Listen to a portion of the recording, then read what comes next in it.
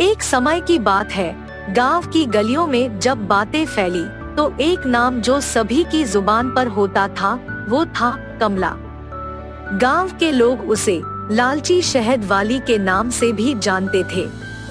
कमला गांव में एक पुरानी और अकेली महिला थी जिनकी बुढ़ापे में लालसा बढ़ गई थी और वह बाजार में अपने खुद के शहद का कारोबार करने लगी थी। गांव की चौपड़ में रोज भीड़ लगी रहती थी क्योंकि यहाँ की सड़क गांव की व्यापारी जिंदगी की गति दिखाती थी।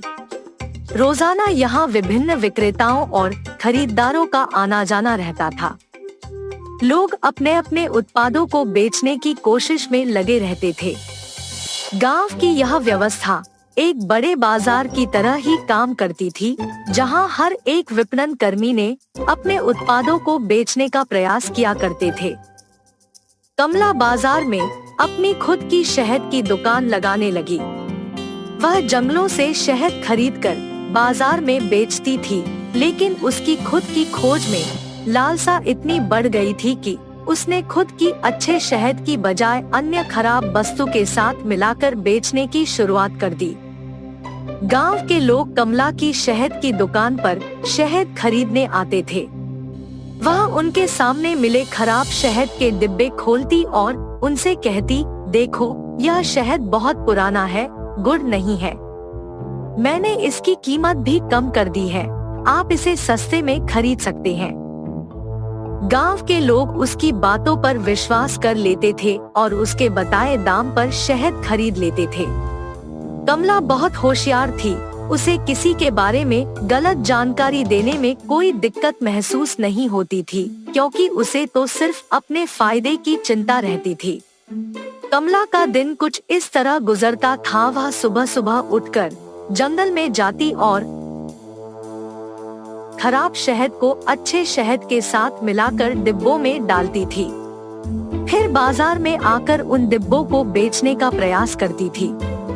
गांव के लोग उसकी बातों में आकर उसके खराब शहद को खरीद लेते थे। एक दिन बाजार में विभिन्न विक्रेताओं के बीच बातचीत हो रही थी।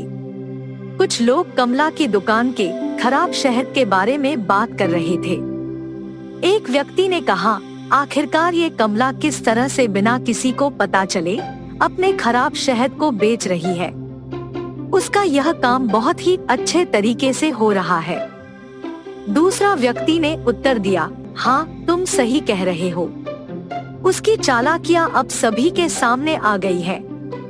उसने लोगों की विश्वासघाती की है और उसकी कमाई बढ़ गई है। कमला की दुकान में गांव के अन्य लोग भी आकर शहद खरीदने आते थे, लेकिन वे नहीं जानते थे कि उन्हें खराब शहद बेचा जा रहा है। कमला की चालाकियों के कारण वह गांव के लोगों की शहद की मांग को पूरा नहीं कर पा रही थी, क्योंकि उसके पास सिर्फ खराब शहद ही था। गांव के लोग धीरे धीरे कमला की खराब शहद के बारे में जानकारी प्राप्त करने लगे थे। एक दिन गांव के अन्य व्यापारी ने कमला की दुकान में गुप्त रूप से गया और उसकी खराब शहद की बात जान ली। व्यापारी ने गांव के लोगों को सच्चाई बता दी।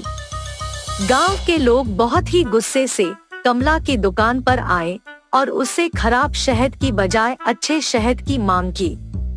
कमला ने गांव के लोगों से माफी मांगी और उनसे वादा किया कि वह खराब शहद के बजाय असली और अच्छा शहद बेचेगी।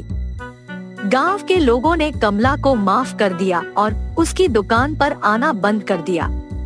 कमला ने उस पल से सबक सीखा कि लालसा और बड़े बड़े वादों से किसी को धोखा नहीं दिया जा सकता। गांव के लोगों ने भी सीखा कि बड़ी बड़ी बातों के पीछे न जाएं, बल्कि सच्चाई का पता लगाने का प्रयास करें। यह कहानी हमें सिखाती है कि लालच और गलत रास्ते चुनने से हमारा जीवन मुश्किलों में पड़ सकता है और सच्चाई को पहचानने से हम गलतियों से बच सकते हैं। रतमा नारियल की बंडी ढकेलते हुए सारा गांव घूमती है। कोई भी उसके पास नारियल नहीं खरीद रहा।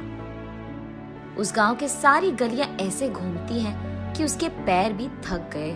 का बेटा, माँ भूख लग रहा है माँ, ऐसे पूछने पर उसे रोना आ जाता है और रत्तम्मा को पता नहीं चलता कि वो क्या करे।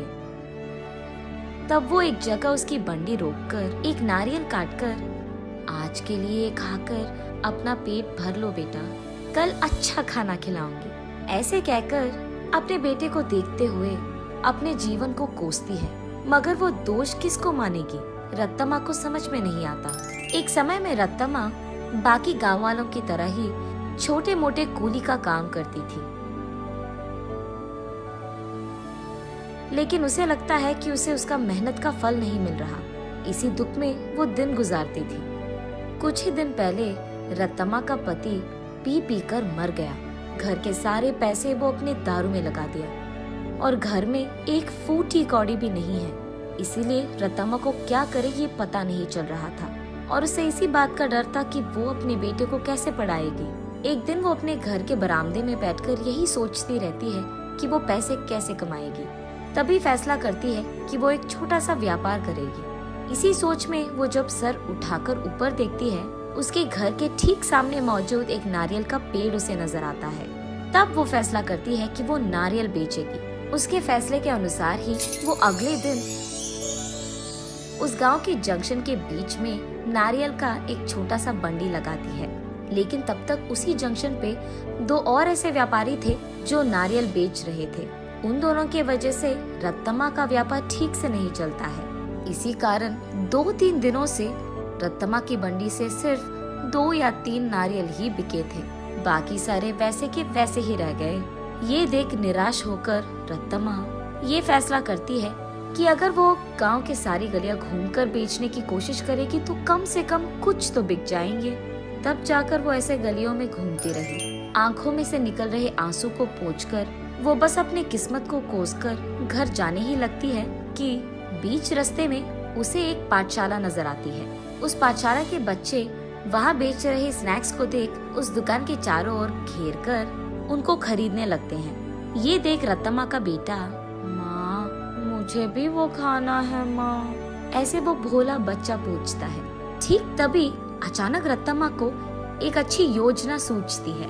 तब वो उसके बेटे से ऐसे कहती है, हमारे पास उसको खरीदने के पैसे नहीं है बेटा, लेकिन घर जाते ही मैं तुम्हारे लिए एक बहुत अच्छी मिठाई बनाऊंगी, ठीक है?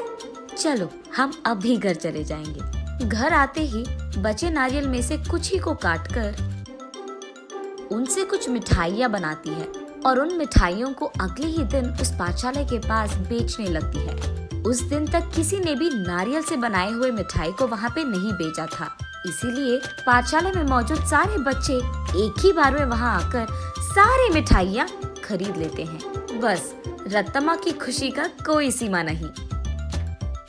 घर जाते ही वो नारियलों से दूसरी तरह की मिठाई बनकर अगले ही दिन वहाँ आकर उसे बेचती है। पिछले दिन की तरह ही बच्चे वहाँ आकर सारी मिठाइयों को खरीद लेते हैं, लेकिन कुछ बच्चे ऐसे पूछते हैं, आंटी कल जैसे मिठाई नहीं है क्या? कल लेके आऊंगा बेटा। ये कहकर घर पहुंचते ही अगले दिन के लिए नारियल से ही 2-3 प्रकार की मिठाइयाँ बनाती है। तीसरे दिन भी सारी मिठाइयाँ बिक जाती है। तब वहाँ मौजूद बाकी व्यापारी ये देख रत्तम्मा के पास आकर ऐसे कहते हैं, अम्मा कुछ मिठाइयाँ हमको भी बेचो, वो हमारे दुकान में बेचेंगे हम तुम्हें दुगना पैसे देंगे इनके लिए, ऐसे कहते हैं। ये सुनकर रत्तम्मा इस बार ज्यादा मात्रा में मिठाइयों को बनाकर अगले दिन वहाँ के व्यापारियों को बेचती है दुगने गुना में। बचे सारे पाठशाला के बच्चों को हमेशा की तरह बेचती है। ये देख बच्चे सारे वापस रत्तम्मा के पास ही मिठाइयाँ खरीदते हैं। ये देख बाकी व्यापारी रत्तम्मा से ऐसे कहते हैं, तुम अगर ऐसे ही हमारे बगल में दुकान लगाकर वही मिठाइयाँ कम दाम में बेचोगे तो हमारा धंधा कैसे चलेगा मैम? अगर तुम्हें बेचना है तो हमारे ही दाम पे बेचना होगा। तब रत्तम्मा, लेकिन बच्चे इतने दाम पे कैसे खरीदेंगे? उस सब से हमारा कोई लेना देना नहीं। अगर यहाँ धंधा करना है तो हमारी सुनो, वरना यहाँ से निकल जाओ, ऐसे कहते हैं। ये सुनकर रत्तम्मा उसके घर पहुंचकर बहुत सोचने लग जाती है। अगले दिन वो उस पाठशाला के पास एक बड़ा सा मिठाई का दुकान ही खोल देती है। उसमें सिर्फ नारियल से बनाई हुई मिठाइयाँ ही बेचती है। अब रत्तम्मा को किसी से कोई लड़ाई करने की जरूरत नहीं पड़ेगी। दूसरी तरफ रत्तम्मा की तरह नारियल से मिठाई बनाकर बेचने वाला उस गांव में और कोई नहीं था। अब इस कारण रत्तम्मा के मिठाई का दुकान सिर्फ बच्चे ही नहीं बल्कि सारा गांव जाता था। कुछ ही दिनों में रत्तम्मा अमीर बन जाती है और उसी पाठशाला में वो अपने बेटे को पढ़ाती भी है। ऐसे प्यार से वो उस नारियल के पेड़ को हर रोज पूछकर पानी डालती थी।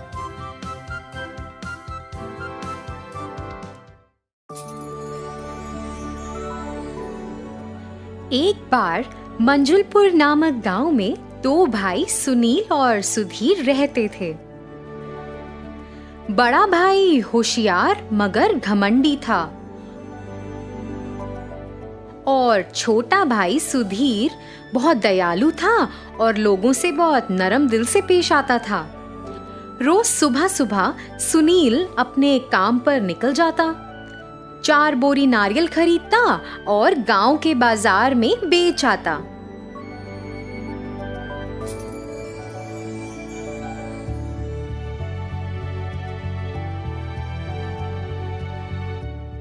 इस तरह वह पैसा कमाता था और अपने परिवार का खर्च उठाता था।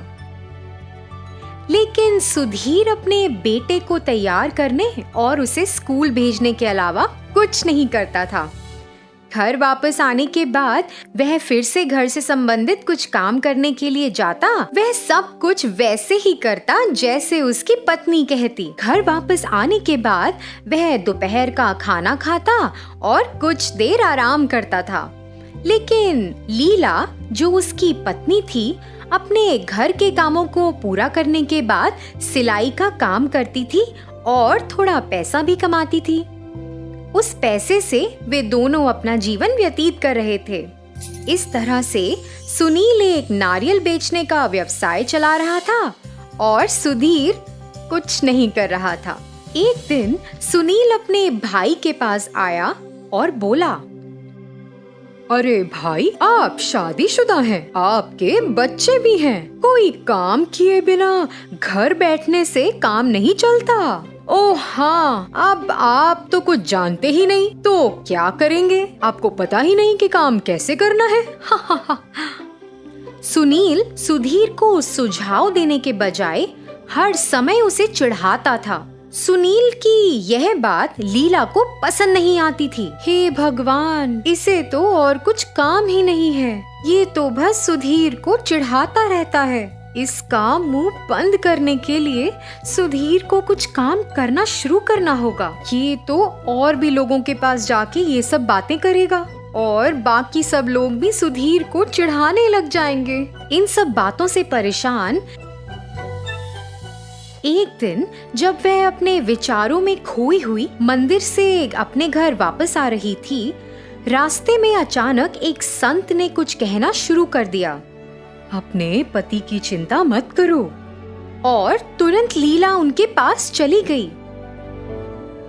संत ने अपनी शक्तियों का उपयोग किया और उसके हाथों में एक छेद वाला करछुल दिखाई दिया। यह करछुल लो और अपने पति को दे दो, इससे उसकी किस्मत बदल जाएगी। लेकिन जब वह इसे ले रही थी तो उसके मन में एक सवाल आया। स्वामी जी, इस करछुल के साथ मेरे पति क्या कर सकते हैं? बेटी, भाग्य तुम्हें रास्ता दिखाएगा। बस इतना कहकर संत लीला को घर भेज देते हैं। लीला ने यह सोचना बंद नहीं किया कि करछुल उसके पति के लिए कैसे उपयोगी होगा। सुधीर ने अपनी पत्नी के हाथों में करछुल को देखा और उसे लेने और देखने के लिए दौड़ पड़ा। लीला, तुमने क्या खरीदा है? एक करछुल? वाह वाह, बहुत अच्छी बात है। यह करछुल कोई साधारण नहीं है, यह बहुत शक्तिशाली है। यह हमारे भाग्य को बदल सकता है। इसके अलावा यह करछुल तभी काम आएगा जब इसका उपयोग आप खुद करेंगे, तभी ये हमारे जीवन को आगे बढ़ने के लिए मदद करेगा। हमारे गांव के संत ने यह बात स्वयं मुझे बताई है। अच्छा, तो इसका मतलब है कि करछुल एक जादुई चीज है। उन्होंने मुझे ये तो नहीं बताया कि वह जादुई है या नहीं, लेकिन ये कैसे उपयोगी बनेगा यह हमारे पर निर्भर है। ठीक है, चलो एक काम करते हैं। चलो इस करछुल को किसी तरीके से आजमाते हैं ताकि पता चल सके।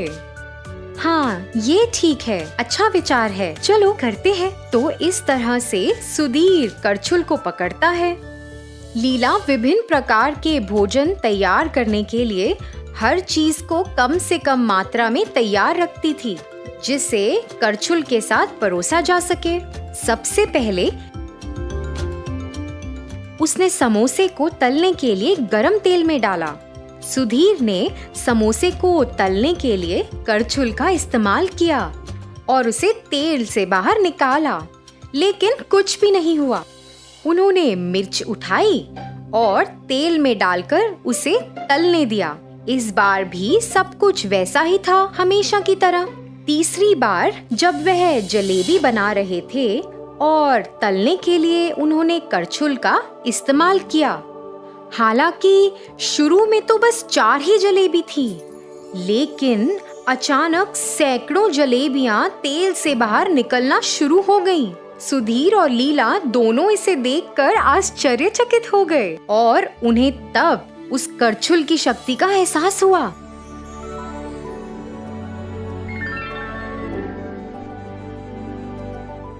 अरे लीला, मैं ऐसा करना जारी नहीं रख सकता, मेरे हाथ दर्द कर रहे हैं। अरे बाप रे, बस एक नजर डालो। और सुधीर ने घर की ओर देखा तो वहाँ सैकड़ों जलेबियां थीं। सुधीर तो उन सबको देखकर हैरान ही रह गया। अरे लीला, हम इसे कैसे खा सकते हैं? हे भगवान, आप ऐसा सोच भी कैसे सकते हैं कि इन सभी जलेबियों को हम खा सकते हैं? मुझे लगता है हमें एक काम करना चाहिए। हम इन सब जलेबियों को गांव में जाकर बेच सकते हैं। अगर हम इन्हें बेचेंगे तो हमें कुछ पैसा भी मिलेगा। उस पैसे से हम अपने जीवन को बेहतर बना सकते हैं। अब समझ आ रहा है कि संत ने मुझे क्या कहा था। ठीक है, लेकिन अगर हम इस जलेबी को गांव में बेचना चाहते हैं तो इसका स्वाद बहुत अच्छा होना चाहिए, तभी गांव के लोग इसे खरीदेंगे। जैसा कि सुधीर ने कहा, उन्होंने जलेबी का स्वाद चखा।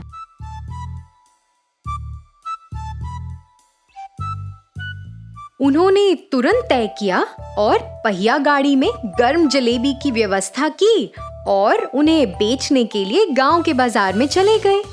जलेबी ले लो, ताजा ताजा गरम गरम जलेबी। इस तरह वे गांव में चले गए। जलेबी की सुगंध ने ग्रामीणों को उनसे जलेबी खरीदने के लिए मजबूर कर दिया।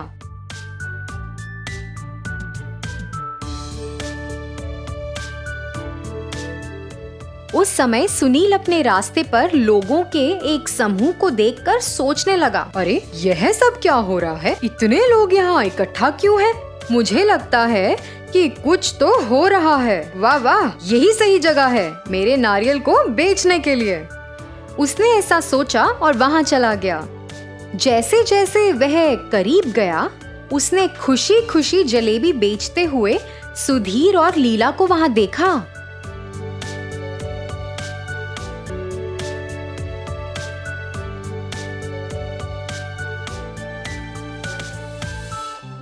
अरे ये लोग कैसे इस जलेबी को बेच पा रहे हैं? वे जलेबी बनाने का खर्चा कैसे उठा रहे हैं? इतनी सारी जलेबियां इन्होंने कैसे बनाई? अरे ये तो संभव नहीं है।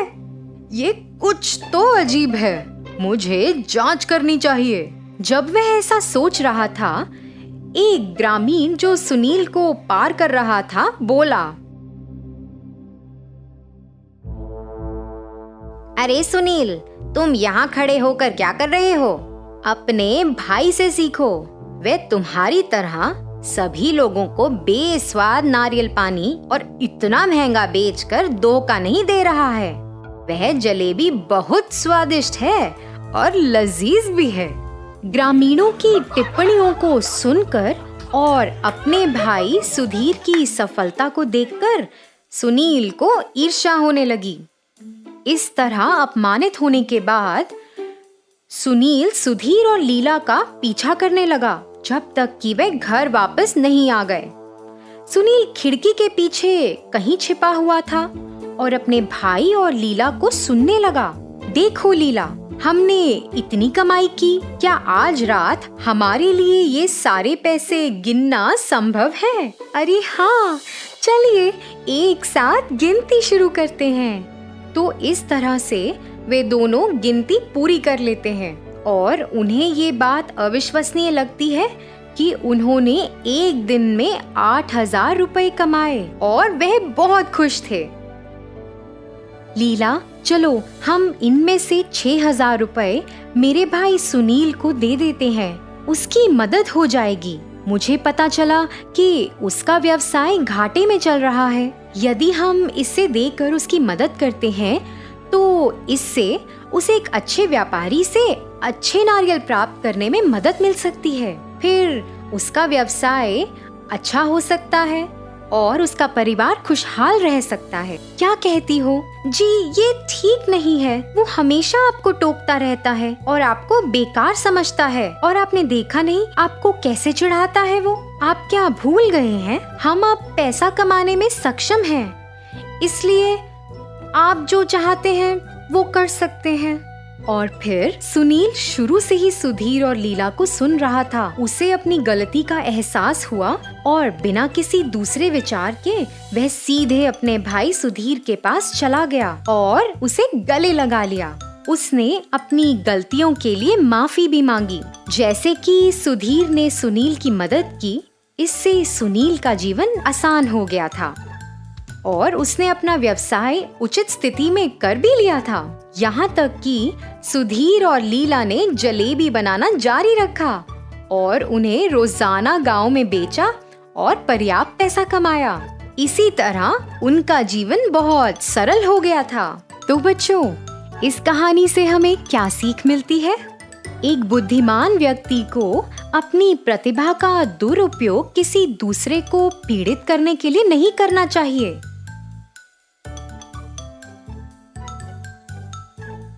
हमें हमेशा विनम्र रहना चाहिए।